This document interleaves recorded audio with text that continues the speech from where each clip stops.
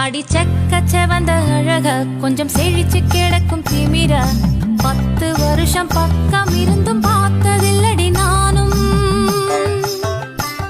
அந்த ராஜ கதவு திறந்தா பல ரகசியமும் தெரிஞ்சா பத்தியம் கிடந்த மாப்பிள்ள பையனும்